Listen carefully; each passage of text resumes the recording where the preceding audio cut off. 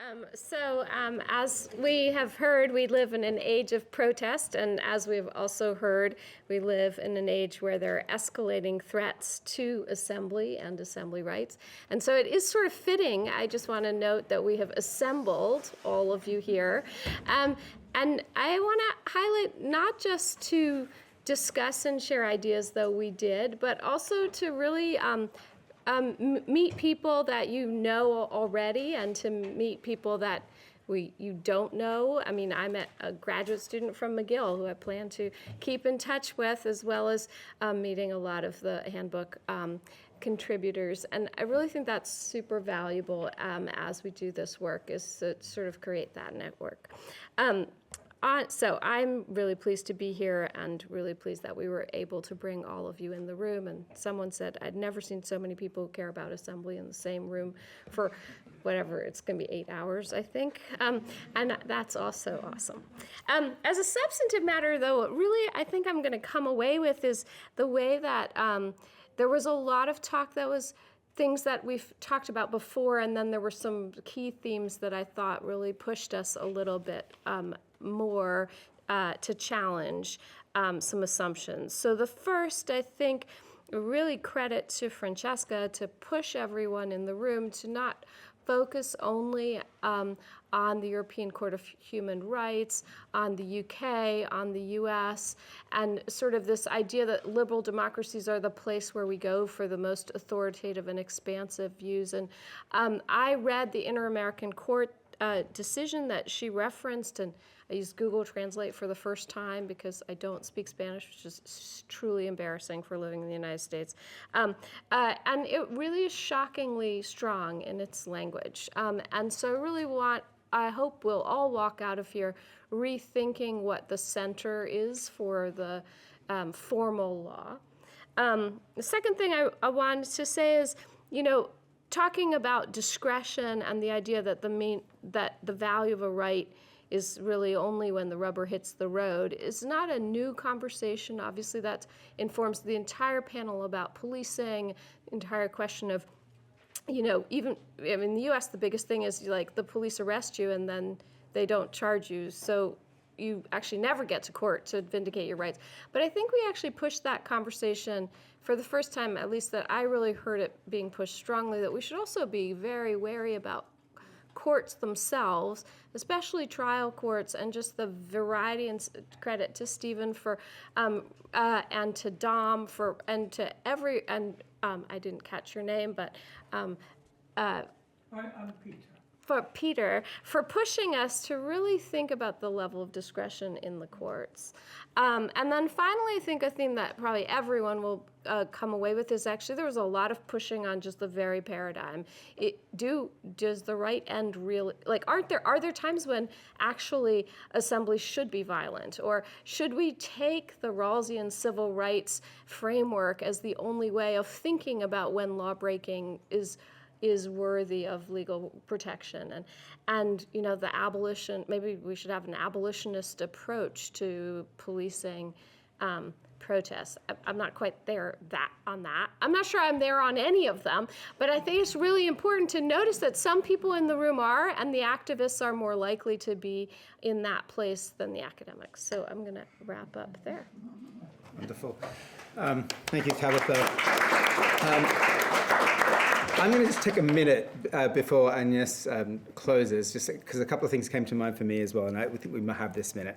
And because it really builds on what Tabatha's talking about. I mean, for me, a lot of today was also about these ambiguities and contradictions and trying to sit with them a bit more sharply and different perspectives on them that is really important. And I was going to name a few of them that came out for me today. So definitions of peaceful that are tools of pacification, this sort of good and bad disruption as a kind of way of disciplining the protest. Serious, that is not minor. I thought that was just typically English, and I'm learning that over the years. Disobedience that must not be disobedient as is defined. Facilitation that is anything but. Notification that is really authorization, that is really prevention. Surveillance that actually coerces and prevents through its disrupting or chilling effects. Human rights language that gives cover to protest policing and security policing. health and safety rationales that kill protest. In dealing with all of this, I think underlying this was a risk of losing sight of assembly as assembly, which is where we started, because there's so much of a focus on these contradictions and ambivalences, and a risk of losing sight of the substantive focus on why assembly matters. And meanwhile, just the backlash on public protest forms of assembly just grows. But I think coming around to that, for me, has been the sense that, like, to focus on the right or on the boundaries of its legitimate exercise should not be a distraction from this essence.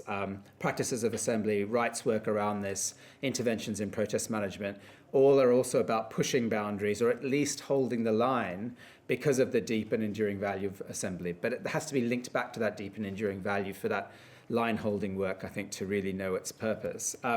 So in that sense, engagement with policing, with the state, with the judiciary even, always runs the risk of legitimating dominant power, and of producing the taming and suppressing of protest in the very work that often we're doing.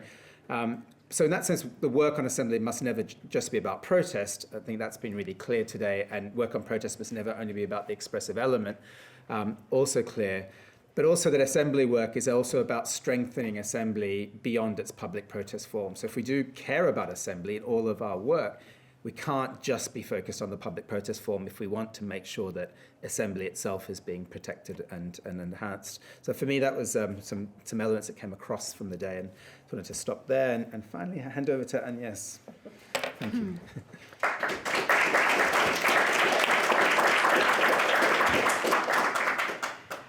Well, thank you so much. Many thanks for inviting me to share a few thoughts at the end of the symposium, and for also giving me the opportunity to do that in the context of Christophe's memory, somebody with whom I've worked quite closely, and wanted just to remind us all about his incredible intellect, his kindness, and everything he did for human rights.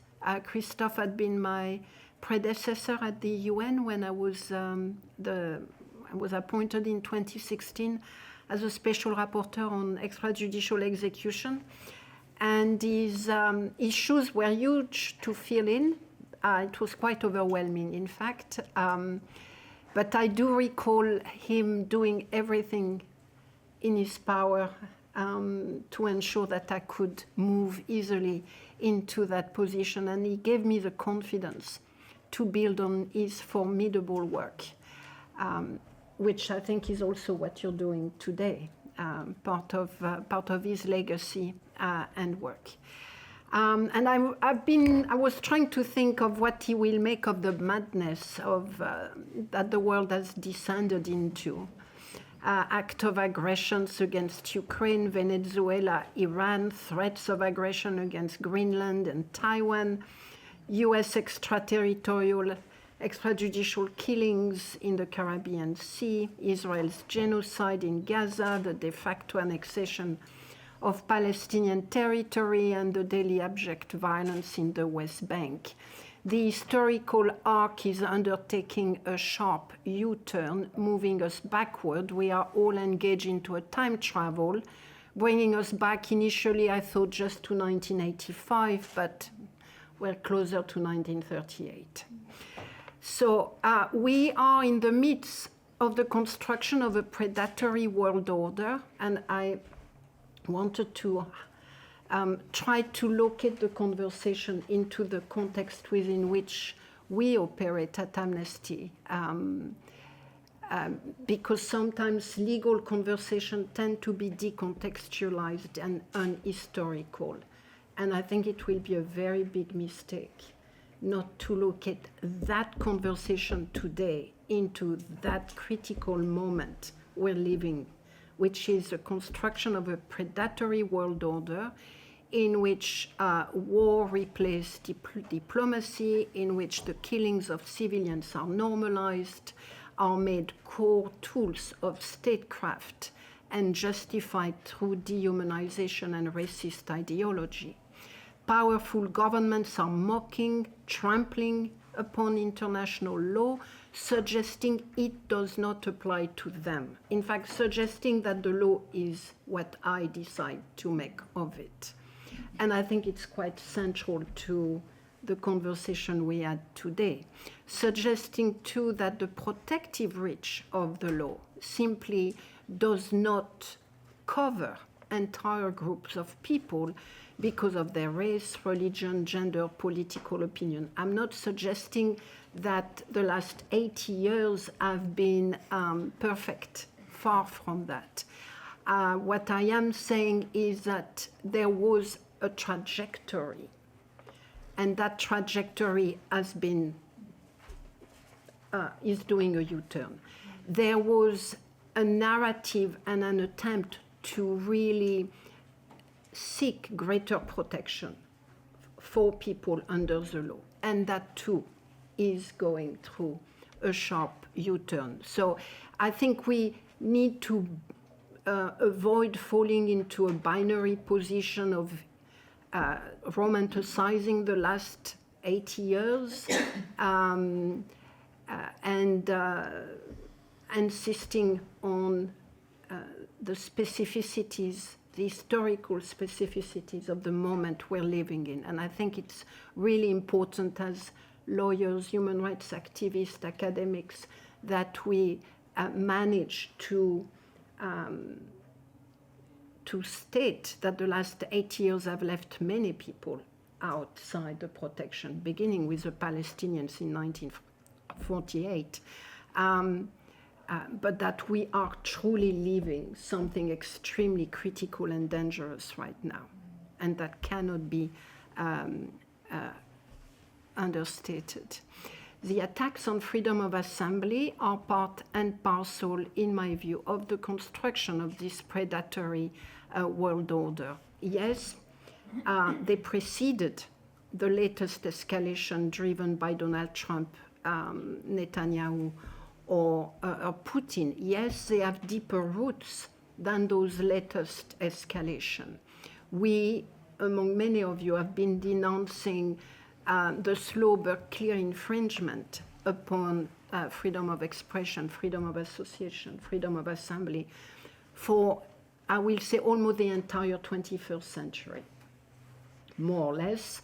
9/11 and the war on terror, and then the 2008 financial crisis, and then COVID, to name just, I think, three important moments. But like everything else, those attacks are now accelerating, driven by the hegemonic conflict between superpower, also driven by climate change and the latest industrial revolution. I completely agree with the several points that have been made to the necessity of grounding our understanding of what's happening in an economic understanding of capitalism and where it is at right now in its transformation, shall we say. And I will not say more on the topic, but I think it's quite essential. The predatory world order is authoritarian. That's the second issue I wanted to say. I think we could be excused, kind of, here in the UK, because everything is so, it's so polite in many ways. But I think it will be a mistake not to understand that what's happening is part of a global trend to authoritarianism and to entrenchment of authoritarian practices. They may be more tamed and polite than in France or Germany or in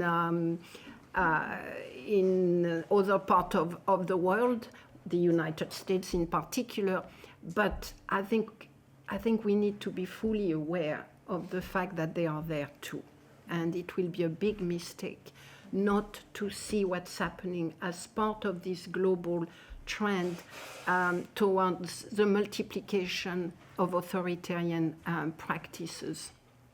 The third point I wanted to make, which has not been raised a lot today, maybe this morning, I don't know, is the victims. We haven't really talked about who, we talked about assembly, who is targeted, what kind of specific identity do these people have? And I think it's quite essential that we do not forget who they are. They are refugees and migrants. They are those seeking to protect them. They are climate activists. They are individuals and collective acting in solidarity with Palestinians. They are LGBTQI, trans in particular, Gen Z, and possibly, I suspect, much more economic protesters. And I'm highlighting them because these groups of victims actually can be found in almost every country where there is repression of freedom of assembly. There is repression of freedom of assembly everywhere. Why am I talking about authoritarian practices? Because in the way Amnesty International is understanding the playbook of authoritarian practices, the focus on assembly and expression is absolutely at the heart of the implementation of that playbook.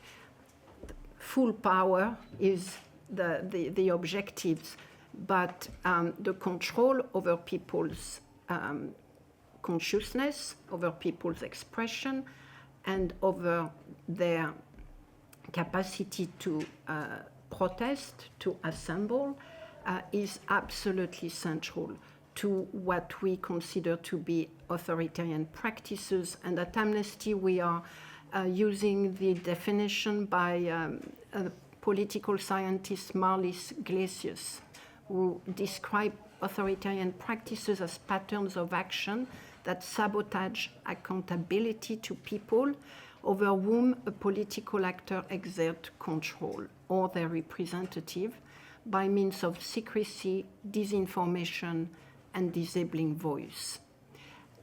We haven't talked about narrative a great deal, which frankly was a relief because at Amnesty we're obsessing over the narrative.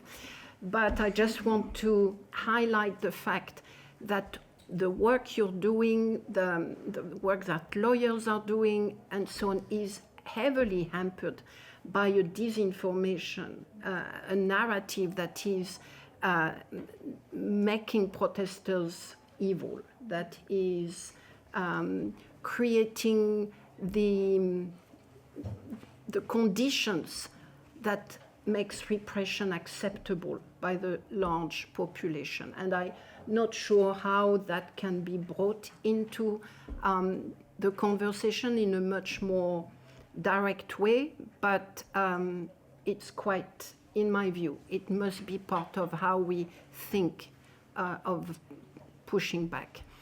I won't deal with, over the last months I've had actually two major moments, very personal and very important. I spent time with people in Minneapolis. I would love to share more, but it will take too long. Just to say that I've met some remarkable, normal people who told me all I want is protect my neighbors. And it's a remarkable demonstration of people's power at a very simple level and at a very decentralized level and localized level. I don't know what it means for the law, but it is very striking that in Minneapolis, the assembly is done at a block level, or even half a block, as compared to the image there, for instance. Very different forms of assembly. And then the second experience I've had recently was with Gen Z in Kenya. We had a long conversation with those young people involved last year and still now. And in both cases, very different forms of organization, extremely offline in Minneapolis, completely online in Kenya. I mean, so many differences in terms of the tactics and the approach. Many things in common, but I just want to highlight one which has been mentioned. In both situations, very, very different people, the trauma and the pain is enormous. And I don't know what it means for us. I don't know what it means for lawyers, for you academics, for us activists. In the conversation I had with in Kenya, the young man literally broke down and had to leave the room. And everyone talked about how hard it had been to be part of a protest, to be part of an assembly that had been repressed, and how much they carry still to this day. And the same with the mostly women I met in Minneapolis, who also pointed to the mental health impact on children, because kids have been witness to a great deal of violence in the street of Minneapolis. So what I want to conclude now by maybe talking about one issue which I think is fundamental for you as a collective, for academics, for researchers, and so on. We are in the midst of a change of era. We are fighting back. I could be more positive and give you lots of examples of how we're fighting back. It is a predatory world order that is being forced upon us by a minority of states and individuals, predators and cowards allying together, predators and their lackeys. We are a majority fighting back. There is absolutely no doubt at a global level. I will even assume or expect, despite the election result, even maybe here in the UK. What does that mean in terms of fighting back? At Amnesty, we see resistance as having three pillars. One is defending what we believe to be essential. So really forcing us to identify for each of our theme or country what are the essential gains of the last 8 years that we cannot let go of. And because we can't fight everything, it's just too much. The second is disruption, which is among all of the bad things that are being imposed upon us, which one are we going to prioritize to push against? Again, there are too many initiatives, whether they are laws, policies, practices. So we're doing a lot of tactical reflection as to what must be, as a matter of priority, pushback. Cannot be, must not be accepted, tolerated, and we need to do everything against it. And then the third one, which is the one I want to leave you with, is what we call the responsibility to transform, the transformative agenda. As you know, authoritarianism and the predators, what they seek to do is make all of us kind of a machine. They try to destroy our capacity to be creative, our capacity to walk in a different way, to run, to do different things, to think creatively.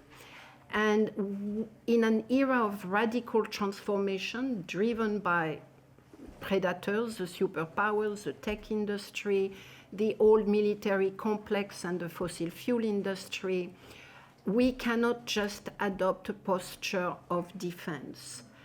We must adopt a posture of transformation, and we must lead that transformation. We must be defiant and demanding.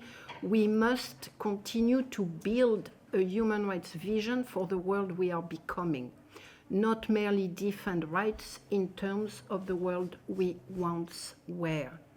So what I am calling for is a future-minded, bold, ambitious human rights itinerary to the world of 2048 and beyond. That is what at Amnesty we call the 2048 transformative agenda for the world we want to become, for the future that we want to create. And I think that applies absolutely to what you are all engaged in and doing. And I know because, like us, you are confronting so much attacks and victims and peoples that it's hard to think, okay, you know, what do we want in 20 years from now?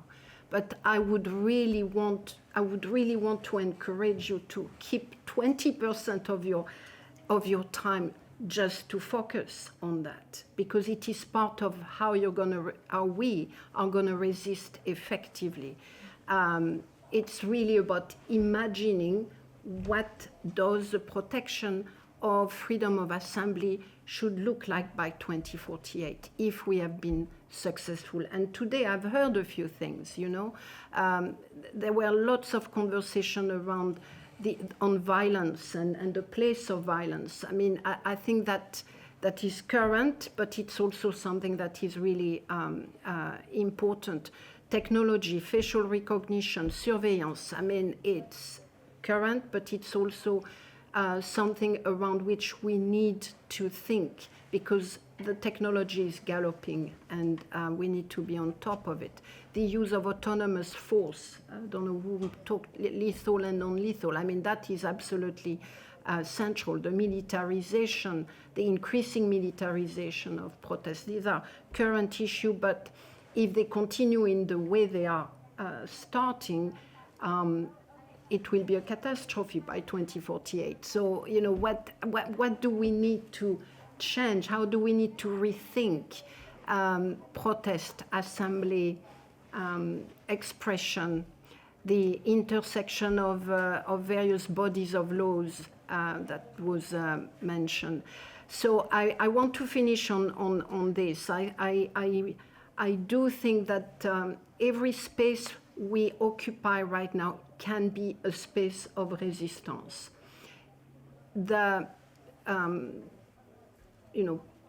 Going away and thinking of what needs to be done for 2048 is part of resisting. You should not feel that you're not doing your work if you're doing it, because in my opinion, that's what they want us to do. They want to corner us into just defending something. We need to keep imagining, we need to keep transforming, and we need to keep building. Thank you. Thank you.